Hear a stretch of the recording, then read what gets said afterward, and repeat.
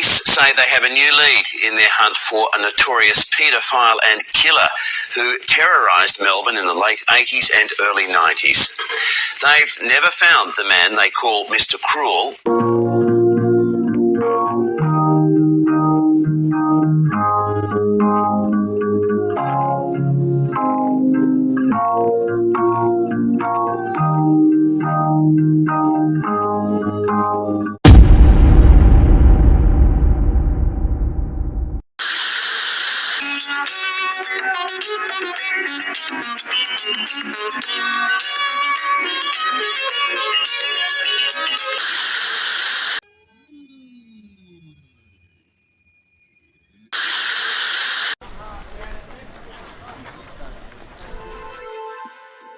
Our tale begins in the suburbs of Melbourne, Australia, on the 22nd of August, 1987. Throughout the decade of the 1980s, the city of Melbourne was thought of as a very safe place to raise a family, and this was due to its extremely low crime rates. And the suburb of Lower Plenty was considered by many to be one of the safest of all. Sadly, however, at 4 a.m. this very night, that would change dramatically for the worse. You see, there was a monster on the loose. A monster whose cruelty knew no bounds. A monster with no remorse whatsoever. A monster who would eventually become known as Mr. Cruel.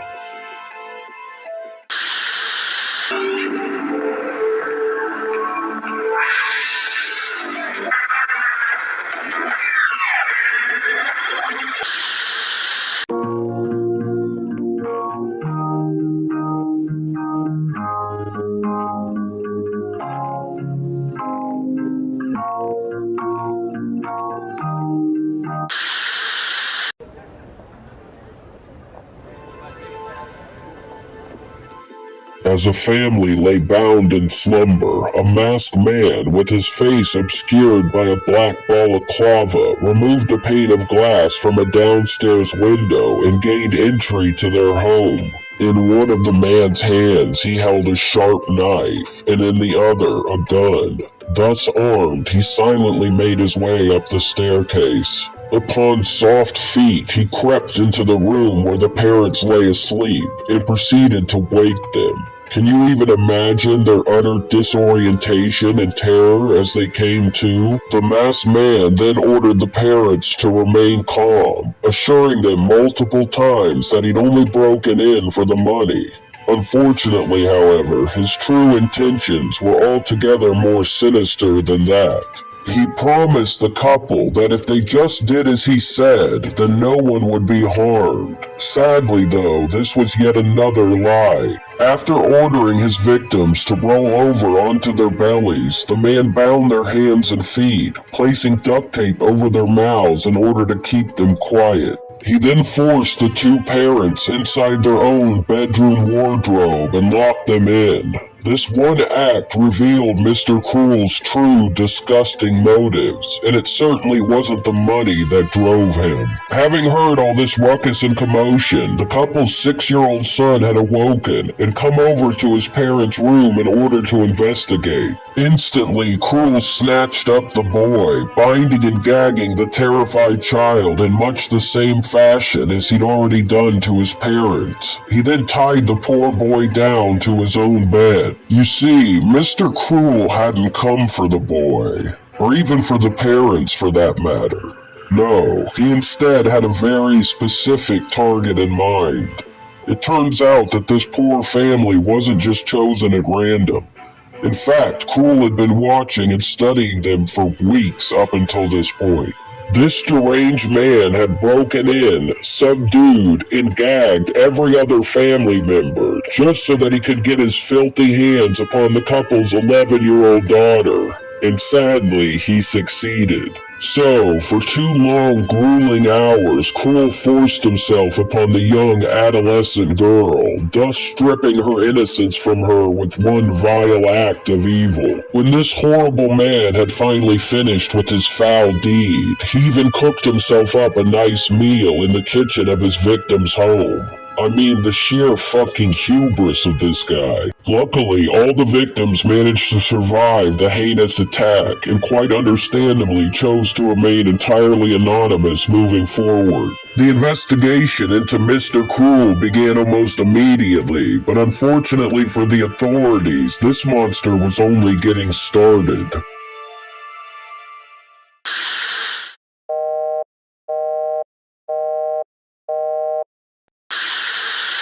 Convenient, comprehensive, full-function remote control. Full-frame, flat-screen design for greater clarity.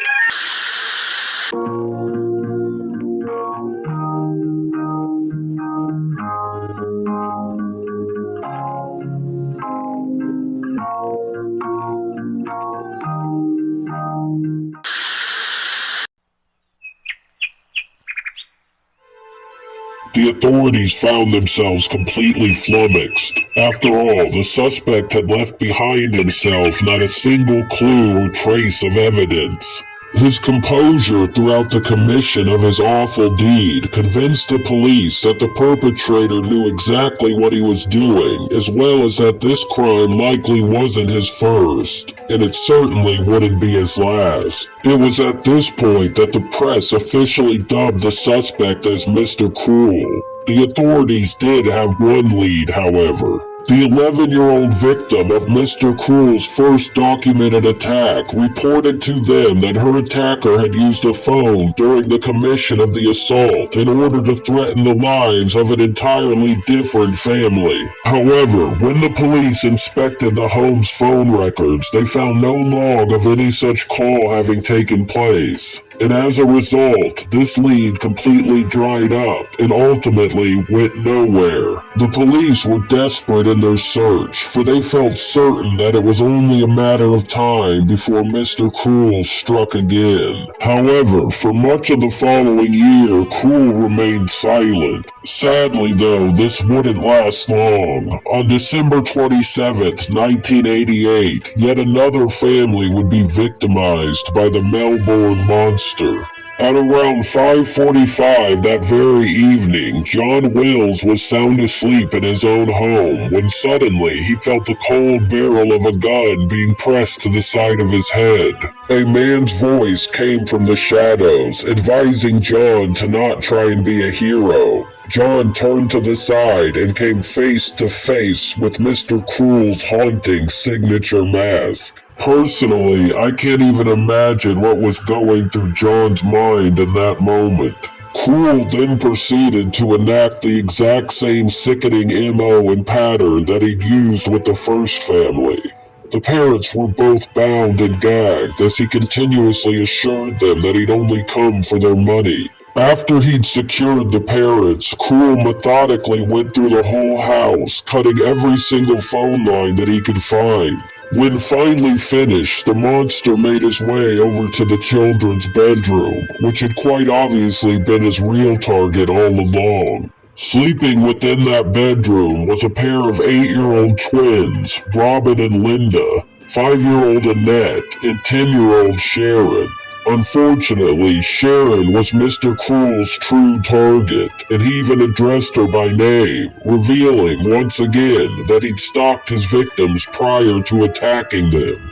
Within 15 minutes of first being tied up, the desperate parents had managed to break their restraints and free themselves. Terrified, they immediately raced to their children's bedroom. Sadly, though, it was already far too late. Their beloved Sharon was nowhere to be seen. After discovering that their phone lines had been cut, John raced over to a neighbor's home in order to summon the authorities to the scene. Almost immediately, the police formed a search for the missing little girl, but there was just no sign of her anywhere. For 18 miserable hours, the family was forced to live with the bleak possibility that they'd never see their beloved daughter again. Miraculously, however, as a woman was just strolling by the local high school, she spotted what appeared to be a human being wrapped in plastic bags. This woman had found the missing Sharon, and incredibly, the little girl was still alive. Despite somehow being in good spirits, it soon became obvious that Sharon, just like the previous victim before her, had been sexually assaulted. Quickly, Sharon was reunited with her terrified parents. The story Sharon told the investigators, however, was very bizarre indeed. The little girl had been blindfolded throughout the entire ordeal, and so, as a result, she was unable to provide the authorities with a physical description of the suspect. The details she did provide them with, though, were very interesting, to say the least. Sharon informed them that Cruel spoke very softly, and as a whole came across rather gentle and kind. Quite understandably, this information bewildered the police. Just who exactly were they really dealing with here? Sharon proceeded to tell them that Cruel had fed and bathed her, likely in an attempt to remove any DNA evidence from her body. He even went so far as to clip the girl's finger and toenails. This man knew exactly what he was doing, and unfortunately, he was far from finished.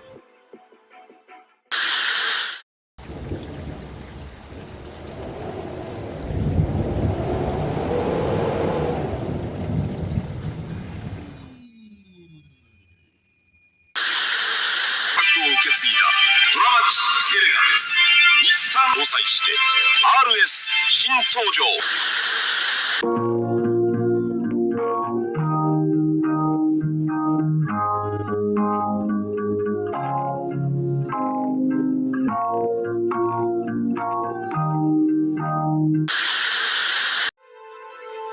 Unfortunately, following this most recent attack, the investigation into Mr. Cruel quickly went nowhere, and for nearly 2 full years, Cruel would fall silent. But then, on the 3rd of July 1980, the monster resurfaced, and yet again his target would be a nice family. But this time from Canterbury. This family included the parents, Brian and Rosemary, as well as 2 daughters, Fiona, who was 15, and Nicola, who was only 13. On the night of the attack, Brian and Rosemary were attending a party, which left the 2 teenagers at home alone. At approximately midnight, the girls were ripped from their slumber, only to find Mr. Cruel shouting commands at them. Immediately, the 2 girls noticed the sharp knife and gun this deranged man was brandishing, and knew that the best course of action would be to willingly acquiesce to all of his demands. Quite ominously, Cruel ordered Nicola to retrieve her school uniform as he was still in the process of tying Fiona down to her bed. As he was tying her up, Cruel told Fiona that he had a message for her parents he wanted her to deliver to them. The message was a ransom demand, $25,000 to ever see Nicola alive again. After he'd finished tying up Fiona, Cruel grabbed Nicola and dragged her to her father's car. He then proceeded to drive away into the blackness of the night with the terrified little girl. When Brian and Rosemary returned home, they found their front door wide open and their car missing. Proceeding inside the home, the parents found Fiona still tied up to her own bed. Immediately, the brave little girl informed her father about the message that Mr. Cruel had left for him. But since this ransom demand was nothing more than just another deception on Cruel's part, he provided absolutely no information on how to contact him. And once again, Cruel had left not even a single trace of evidence behind him at the crime scene. Nicola's traumatizing ordeal ended up lasting for a horrific 50 hours, and for a majority of that time, she was abused by her captor. Luckily, however, she would later be found alive in an area not too far away from her home. As Mr. Cruel dropped the scared young girl off, he ordered her to not remove her blindfold until after he'd already driven away, and Nicola obeyed him. Once the girl could see again, though, she ran straight to a nearby house and was soon reunited with her desperately worried parents. Nicola would go on to provide the police with similar testimony to the previous victims. She stated how Cruel had spoken to her in a very soft, gentle tone, which was all the more confusing considering the cold-bloodedness of his actions. Despite the blindfold, Nicola had managed to sneak a peek at her captor, and she reported that he was a man with light brown hair. But just like Sharon before her, Nicola had been bathed to remove any possible evidence and had all of her fingernails and toenails cut. Having already committed some of the most despicable acts ever seen, the police were of the assumption that Mr. Cruel couldn't possibly sink any lower. But as they were just about to find out, they were terribly, terribly wrong.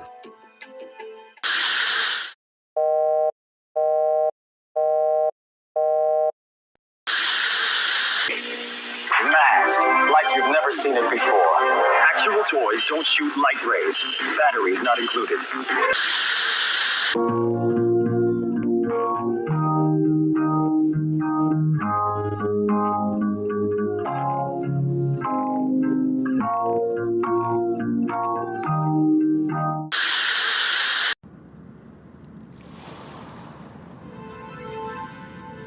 In the year 1991, on the 13th of April, Cruel struck once again. This time around, his victims would be the Chan family. This family consisted of the parents, John and Phyllis, who owned several restaurants and rental properties throughout their neighborhood. These parents had a 13-year-old daughter named Carmen, and she had two younger sisters, Karen and Carly, who she was babysitting on the night of the attack. That evening, as the three girls walked into their kitchen in search of sustenance, they were shocked to find Mr. Cruel standing there instead. He was wearing his horrible mask and brandishing a large butcher knife at them. Once again, he assured the frightened girls that he was only there for the family's money and valuables, and once again, he was lying through his teeth. Cruel grasped Carly and Karen and threw them roughly into a nearby cupboard, locking them inside. This time around, his true target would be the eldest sister, Carmen. However, despite placing a bed in front of the cupboard so that they couldn't get out, Carly and Karen both escaped Cruel's trap in just a matter of mere minutes. Sadly though, they were already far too late to save their sister. Carmen and Cruel were gone, and as some kind of sick parting gift, Cruel had painted the words "More to Come" on the back of the family's car, thus confirming every Melbourne resident's worst nightmare. Similar to before, there was very little evidence to be found at the crime scene, if any at all. In fact, his skills at not leaving any evidence behind himself were so great that they actually convinced some people working the case that perhaps Mr. Cruel was current or ex-law enforcement. But of course, this was only speculation. There could be no doubt, however, that Mr. Cruel was very skilled indeed at covering his tracks. 72 hours following the abduction of their beloved daughter, Carmen's parents held a press conference where they begged for her safe return. The authorities, however, were not very optimistic. Based upon his previous pattern, Cruel should have already released Carmen, and the fact that he hadn't did not bode well, to say the least. Months would go by, but on the 9th of April, everyone's worst fears were confirmed. A man who was just walking his dog happened to stumble upon Carmen's lifeless, badly decomposed body. Tragically, she had been shot to death. But why kill Carmen when Cruel had released all of the other victims alive? Well, the police theorized that Carmen must have known something about Mr. Cruel's true identity, such as having gotten a glimpse of his real face or even his home address. Carmen's horrific murder would be the very last crime committed by Mr. Cruel, or at least that we know of.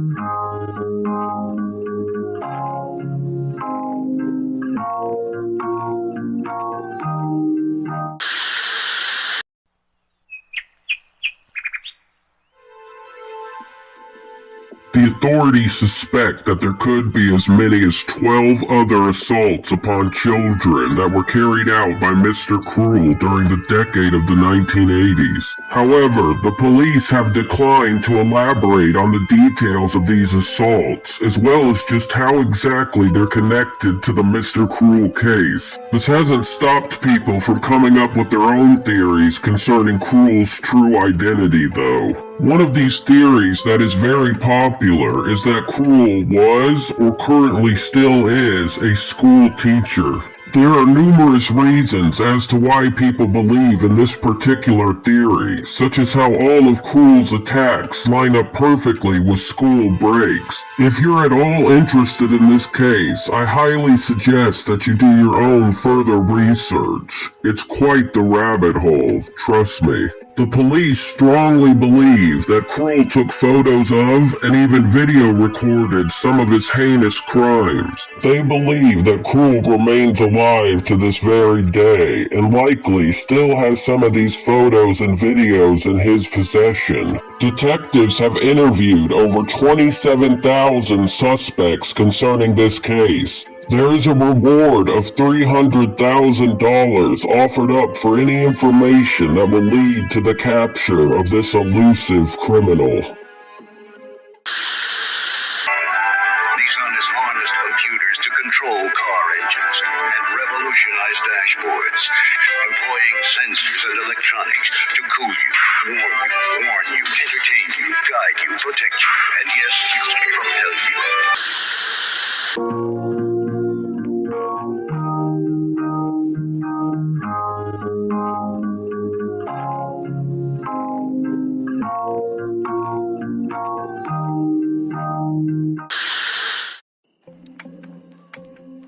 If you've made it this far, then I thank you for watching. I just have a couple quick notes concerning the channel. I post a variety of dark content on Cancel Happiness, but true crime is where my passion really lies. So, if you enjoy these videos, please watch, like, and share, and I'll know to focus on these primarily going forward. Furthermore, I truly apologize for the comment section being turned off. I hope to rectify this in the near future. If you've watched any of my prior videos, you'll probably have noticed that I'm now utilizing a voice changer for the narration on this one. This is due to the simple fact that I kept getting comments saying just how annoying my voice sounds. So, to try and fix the problem, I gave this a shot. I hope it doesn't bother you too much, and if you have any suggestions for higher quality voice changers, I'd love to hear them. Lastly, as always, I made use of active missing people's posters for some of the visuals to my videos. Now, these don't have anything at all to do with whatever case I happen to be discussing at the time. However, it's my mission to get as many eyes upon these missing people as I possibly can. And who knows, maybe together we could help bring someone home one day. Wouldn't that be great? So, if you have any information concerning the people shown here, please contact the relevant details provided. And if you're a fan of true crime or just darker content in general, please subscribe to Cancel Happiness.